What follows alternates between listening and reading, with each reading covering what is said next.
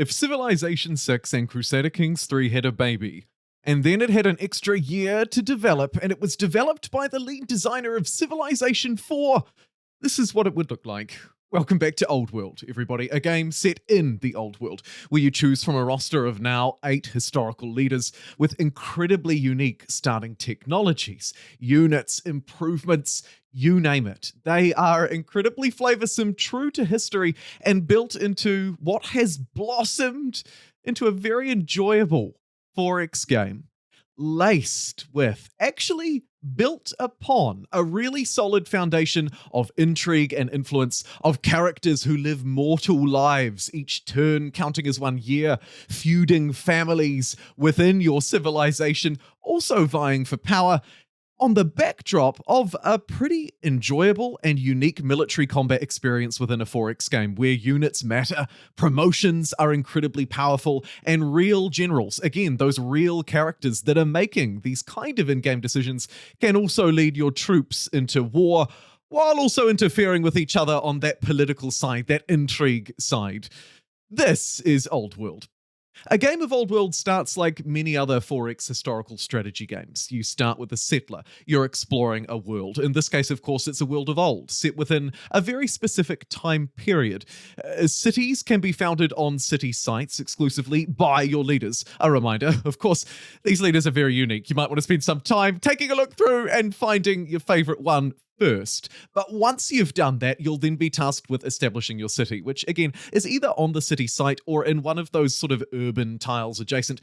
Much like many other 4X games, Civilization, of course, you're looking at resources, ore, incense, places to chop down trees, build farms, quarries, that kind of thing. And you've got all of your resources, of course, up the top of your screen. This is no different to many other 4X strategy games. However, it does differ with these families that we talked about earlier. When you're establishing your cities, you'll have to choose which family you want to sort of align it with. Each one has its own very unique bonuses, by the way. This is a layer of complexity and detail that Old World offers that other games simply do not. Stack that on top of the opinion and the characters, the influence and the relationship system akin to Crusader Kings, and you end up with a very, very interesting and unique 4X experience. Here you can see me interacting with my corp members. In this case, it's a very small corp because this was a unique scenario. More on those in a little bit. But you can see the kind of game that Old World is creating and the way that it's merging 4X with that political intrigue that Crusader Kings loves to develop. Old World has a really interesting technology system as well. Here you can see I'm choosing a research, one of 3, divination and trapping being 2 of the very important early game technologies, because religion plays a massive game in Old World. Of course, it is, dare I say, the name of the game. It is an incredibly powerful tool in this game, backed up by a wonderful little technology system where cards are thrown out into a deck of discard piles, which are eventually shuffled back in so you can fill out that tech tree. But of course, because Old World is set in generally a game of, say, 200 turns, each turn is a year, generally, we're within a sort of restricted band of history, and therefore it's not about beelining through the tech tree as much as it is about picking up certain things that you'd like, maybe grabbing that one, or metaphysics pops up. I'd like to get that so I can enact a state religion. Those kind of things and those decisions really matter because, again, we're operating within a relatively small but incredibly detailed and historically accurate period of history in the, go figure, Old World. Literally the name of the game. The unit promotions themselves are very interesting as well. As I was talking about before, you can promote units, giving them extra strength, defense, guard positions, stronger at sieging, and also, of course, unique abilities to their unit type. Cavalry, infantry, archery. The standard classic 4X unit types live on very strongly in Old World, backed up by those unit promotions and assigning generals. Again, lacing in that part of you leading as a ruler and also assigning yourself to an army and getting onto the battlefield, getting down into the nitty-gritty of what it means to be a real leader.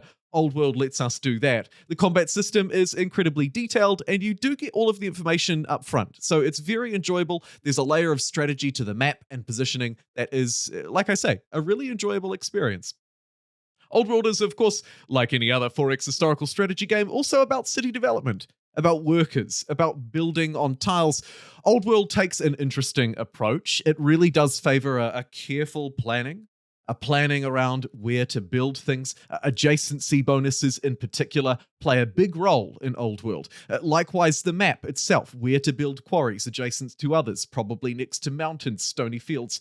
Build your farms along your rivers to fuel further development within the city, and build more infrastructures or developments, those kind of things to help you improve your research, your orders, or your overall sort of impact on the game. Indeed, Old World's orders system is arguably one of the most important features that sets it apart from any other strategy game in the genre. More on that in a little bit, though, because first I want to talk about this, the real people element to Old World.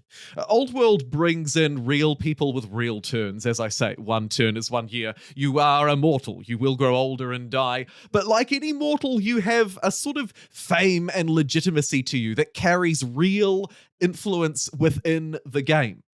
You also have your own goals and ambitions. These can fuel you literally towards victory. If you don't want to take more of a traditional 4X domination route, you can of course choose to do both. Every turn you'll also get diplomatic events, children growing up and being able to be taught, or events where your courtiers or your wife or an oligarch in a similar neighboring family, perhaps a rival family, are fighting with each other.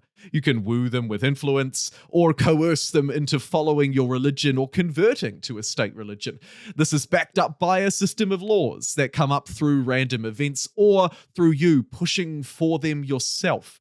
The overall system that Old World helps to bring in, again, that's sort of inspired by Crusader Kings, is very powerful, and it's backed up all by this orders system that I will get to in a minute. But first, a noteworthy mention that Old World has just released on Steam, and with that, the Heroes of the Aegean DLC has come out as well, delivering some nice historical flares. Here you can see the 6 Heroes of Aegean missions, ranging from the Battle of Marathon through to ending the invasion, right the way through to Alexander's Wars and dividing the broken empire.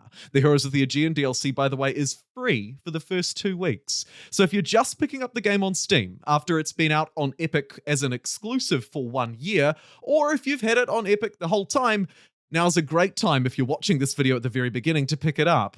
You'll also get access, hot off the press, to Hatti, a new leader, a new civilization to play as, bringing Old World's total number up to 8, up from 7. You will have noticed at the start of the video I mentioned 8. Of course, the other civilizations in the game being Rome, Persia, Greece, Egypt, Carthage, Babylonia, and Assyria. A fantastic roster of beautifully historically crafted civilizations.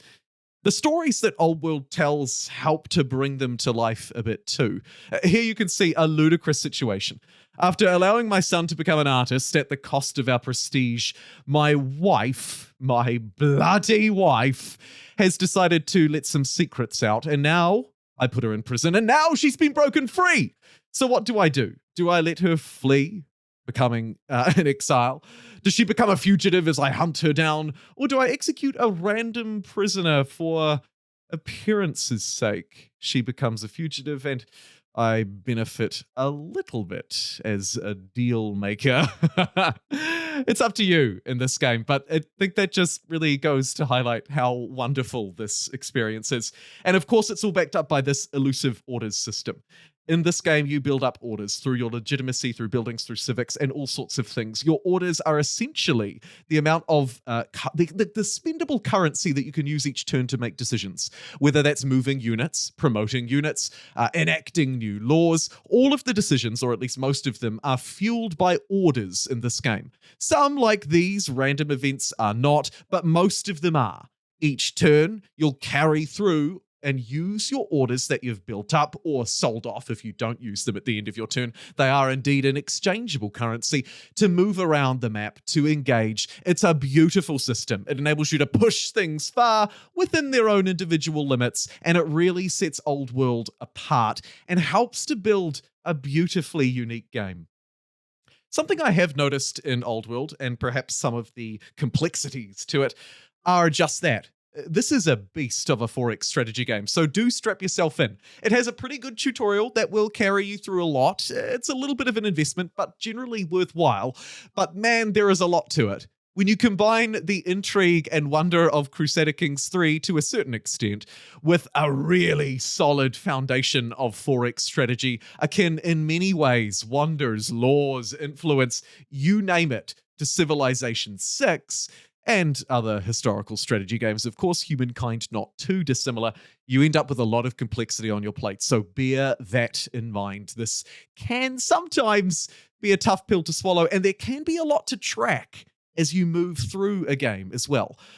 I've found it can lead me to experiencing a little bit of decision fatigue sometimes when I'm playing Old World, particularly if I'm pushing, yes, that was a word, if I'm pushing for an objective. Sometimes I've got, all these different things popping up, someone to train, intrigue going on over here. It can become a lot to juggle. Don't be afraid to take your time and also take advantage of Old World's, again, very unique rewind, undo, replay system. Old World gives us a more gentle approach. We can experience our turn again, replay it, re-see it, use that to our advantage to maybe see where enemy troops are, scout out city positions, or simply re-roll a bad move. Old World helps us get through some of that complexities with clever design that has only been built on more over the last year. Old World has seen to date 88 updates, from small balance update to additional features, changes to the map, the world, the civilizations, the balance. Man, they have really treated Old World well. I've got to give Mohawk Games and its publisher Hooded Horse credit. It's shaping up, and it is a very enjoyable experience. So then, is Old World worth a buy? It's been out already for a year on Epic Games as an exclusive, and it's just released on Steam. It now has the Heroes of the Aegean DLC, a relatively small but enjoyable DLC pack, fueled by, of course, single player and really wonderfully historically based scenarios. I can't get over just how enjoyable they are. I'm not usually a fan of scenarios like that, but I'm really a fan of Old World's ones. I think it's the level of detail they go into, the history, the storytelling, actually, more than anything, is what I really enjoy about it. It's a learning experience for history nerds, with a little bit of Crusader Kings 3 intrigue thrown in the mix for good measure as well. And I think that sums up Old World pretty well. I do think it's worth a buy, and I think you'll get some fun out of it. Thanks for watching, and I'll see you in the next one. Bye-bye, everybody.